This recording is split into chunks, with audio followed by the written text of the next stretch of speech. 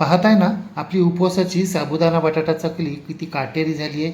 दुप्पट नव्हे तर तिप्पट फुलली आहे आणि किती कुरकुरीत खुसखुशीत झाली आहे हे आवाजावरून तुमच्या लक्षात आलंच असेल. तुम्हाला सुद्धा जर अशीच उपवासाची बटाटा साबुदाणा चकली करायची असेल ना, तर व्हिडिओ स्किप न करता शेवटपर्यंत नक्की पहा, कारण वेळोवेळी नेहमीप्रमाणे भरपूर साऱ्या टिप्स आणि ट्रिक्स सांगितलेल्या आहेत. चला तर पाहूया काटेरी कुरकुरीत खुसखुशीत उपवासाची साबुदाणा बटाटा चकली.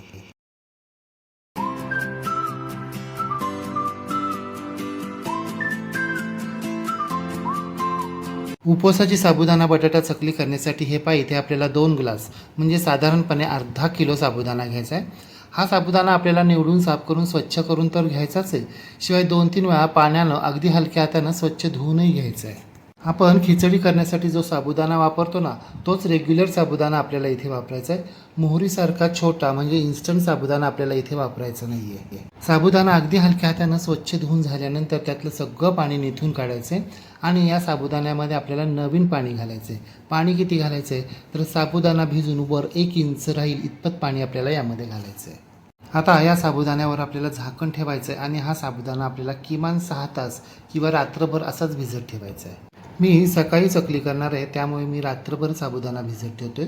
परंतु जर तुम्हाला 12च्या सुमारास चकल्या करायला घ्यायच्या असतील तर मात्र तुम्ही सकाळी उठल्या म्हणजे 6 वाजता साबुदाणा भिजत घाला. सकाळी उठल्यानंतर साबुदाण्यावरील झाकण काढायचे.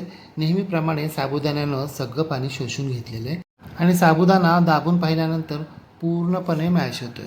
याचा अर्थ आपला साबुदाणा अगदी व्यवस्थित भिजलाय. आता हा साबुदाणा आपल्याला मोकळा करून घ्यायचा आहे. साबुदाणा मोकळा करताना तो बोटांना चिकटतोय. आपल्याला अगदी अशा प्रकारेच भिजलेला साबुदाणा हवा आहे. साबुदाणा मोकळा करून झाल्यानंतर आपल्याला 1 किलो बटाटे घ्यायचे. हे बटाटे कुकरला लावायचेत आणि मध्यम आचेवर आपल्याला कुकरच्या 3 शिट्ट्या करून घ्यायच्यात. आपला बटाट्यांचा आकार थोडासा मोठा आहे म्हणून आपल्याला मध्यम आचेवर 3 शिट्ट्या करून घ्यायच्यात. तुमच्याकडे जर छोट्या आकाराचे बटाटे असतील तर तुम्ही मोठ्या आचेवर 3 शिट्ट्या करू शकता.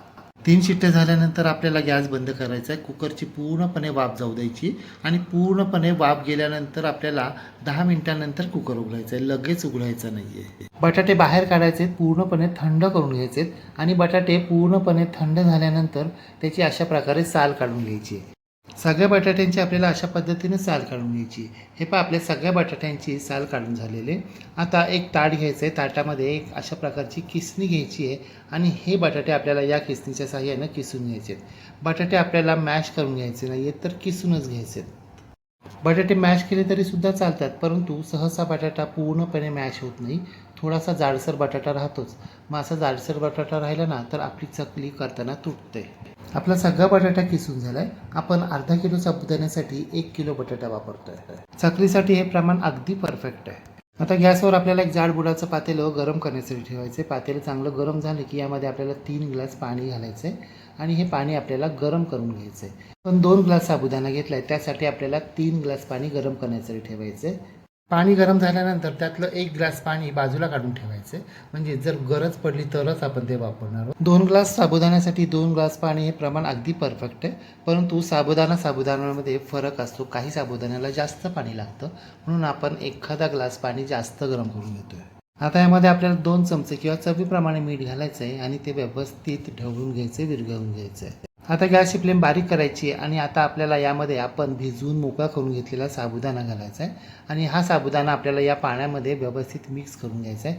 2-3 मिनिटं एकसारखा हलवून घ्यायचा आहे. साबुदाणा मंद आचेवर 2-3 मिनिटं हलवून घेतल्यानंतर पातेल्यावर झाकण ठेवायचे आणि मंद आचेवर या साबुदाण्याला आपल्याला 10 मिनिटं दरदरून वाफ काढायची.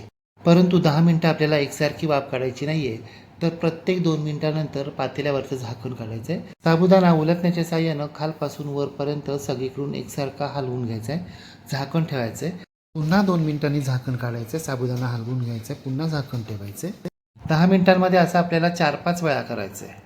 10 मिनिटं मंद आचेवर दरदरून वाफ दिल्यानं आपला साबुदाणा अगदी व्यवस्थित शिजला जातो. आणि झाकण काढून मध्ये मध्ये का हलवून घ्यायचं आहे? जर आपण झाकण नाही काढलं, 10 मिनिटं दरदरून एकसारखी वाफ दिली तर आपला साबुदाणा सगळीकडून एकसारखा शिजला जाणार नाही, घट्ट गोळा तयार होईल. हे 3 वेळा झाकण काढून हलवल्यानंतर आपला साबुदाणा अजूनही पांढरटच दिसतोय, तो ट्रान्सपरंट दिसत नाहीये, म्हणून आपल्याला आणखीन 2-3 वेळा हलवून घ्यायचं आहे. अगदी सरते शेवटी 5व्यांदा हलवून घेतल्यानंतर आता पाहताय ना, आपला साबुदाणा तेवढा पांढरट दिसत नाहीये, ट्रान्सपरंट झाला आणि त्याला चकाकी देखील आली आहे. परंतु आपला साबुदाणा थोडासा घट्ट झालेला आहे, म्हणून यामध्ये आपल्याला अर्धा ग्लास पाणी घालायचं आहे. आपण जे मागाशी 1 ग्लास पाणी बाजूला काढून ठेवलं होतं ना, त्यातलं अर्धा ग्लास गरम पाणी यामध्ये घालायचं आहे. लक्षात ठेवा, आपल्याला गरम पाणीच घालायचं आहे, थंड पाणी अजिबात वापरायचं नाही आहे. गरम पाणी घातल्यानंतर ते पाणी आपल्याला यामध्ये व्यवस्थित मिक्स करून घ्यायचं आहे आणि पुन्हा एकदा या पातेल्यावर झाकण ठेवून 2 मिनटं दरदरून वाफ काढायची. पाहताय ना, 2 मिनटानंतर आपला साबुदाणा अगदी सरसरीत झालेला आहे आणि अगदी चकचकीत देखील झाला आहे. आता तो पांढरट दिसत नाही. आता या साबुदाण्यामध्ये आपल्याला आपण उकडून किसून घेतलेला बटाटा घालायचा आहे आणि हा बटाटा आपल्याला या साबुदाण्यामध्ये अगदी व्यवस्थित मिक्स करून घ्यायचा आहे, एकजीव करून घ्यायचा आहे. लक्षात ठेवा, आपल्याला बटाट्याचा किस करताना अगदी काळजीपूर्वक करायचं आहे. बटाटा किसताना त्यामध्ये अजिबात थोडासुद्धा बटाट्याचा तुकडा राहता कामा नये. जर चुकून तो राहिला असेल तर तो आत्ता यावेळी मॅश करून घ्यायचा आहे. बटाट्याचा थोडा जरी तुकडा राहिला ना, तर सोऱ्यातून चकली पाडताना ती तुटते. आपला सगळा बटाटा साबुदाण्यामध्ये अगदी व्यवस्थित मिक्स झालेला आहे. आता यामध्ये आपल्याला 2 चमचे जिरे आणि 4 चमचे तिखट लाल मिरची पावडर घालायची आणि हे दोन्ही जिन्नस व्यवस्थित मिक्स करून घ्यायचे. तिखटाचं प्रमाण तुम्ही तुमच्या आवडीप्रमाणे कमी जास्त करू शकता. जर तुम्हाला उपवासाला काळी मिरी चालत असेल तर जाडसर कुटलेली काळी मिरी देखील यामध्ये घालायची. आज आपण तिखट लाल मिरची पावडरचा वापर करतोय, परंतु जर तुम्हाला हिरवी तिखट मिरची वापरायची असेल तर तिचा ठेचा करून तुम्ही यामध्ये घालू शकता. सगळे जिन्नस एकमेकांमध्ये अगदी व्यवस्थित मिक्स झालेत आणि मिश्रण हलवताना जड सुद्धा जात नाहीये. थोडक्यात काय, सोऱ्यानं चकली पाडताना ती अगदी सहज पाडली जायला हवी, खूप जड जाता कामा नये. हो, परंतु मिश्रण आपल्याला खूप पातळही करायचं नाहीये.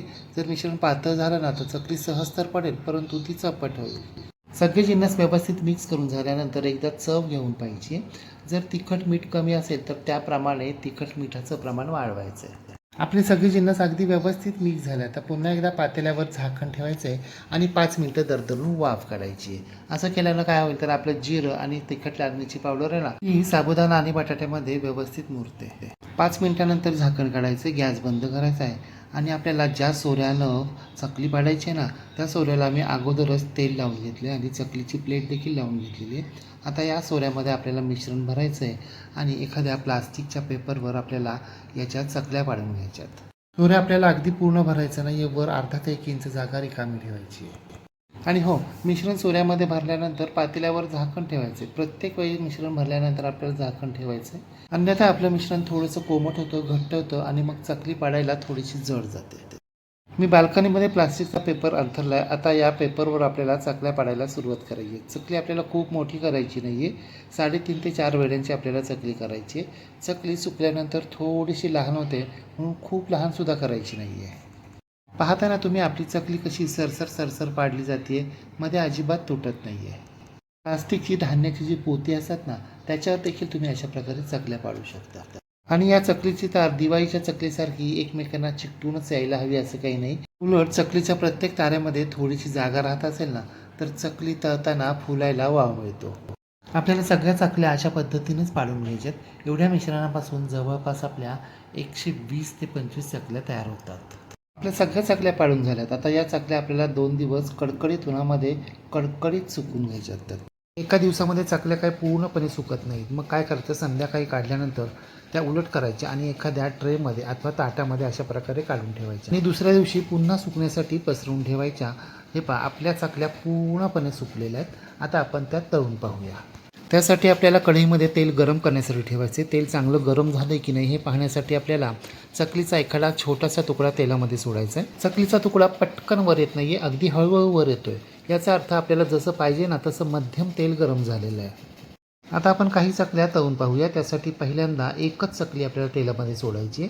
गॅसची फ्लेम आपल्याला मंद ते मध्यमच ठेवायची, कारण गॅसची फ्लेम आपण मोठी ठेवली ना तर वरवर तर चकल्या तळल्यासारख्या वाटतील, परंतु आतून त्या कच्च्याच राहतील. पाहताय ना तुम्ही, आपली चकली कशी काटेदार दिसते, दुपटीपेक्षा पण जास्त फुलते. आणि हो, चकली तेलामध्ये सोडल्यानंतर जेव्हा ती फुलून वर येते ना, तेव्हा उलट करायची आणि उलट केल्यानंतर ती झाऱ्याच्या साह्यानं किंवा चिमट्याच्या साह्यानं अशा पद्धतीनं दाबून घ्यायची, म्हणजे ती सगळीकडून व्यवस्थित तळली जाते. शिवाय मध्ये खोलगटही होत नाही.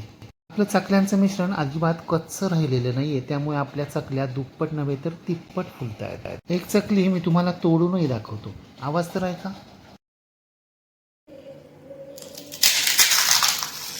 ऐकलात ना आवाज? झाल्यात ना कुरकुरीत आणि खुसखुशीत सुद्धा. आणि पहा कसा चुरा होतोय. मग तुम्हीसुद्धा या उन्हाळ्यामध्ये अशा प्रकारे उपवासाची साबुदाणा बटाटा चकली एकदा तरी करून पहा. मग कशी झाली ते कमेंट बॉक्समध्ये मला नक्की सांगा.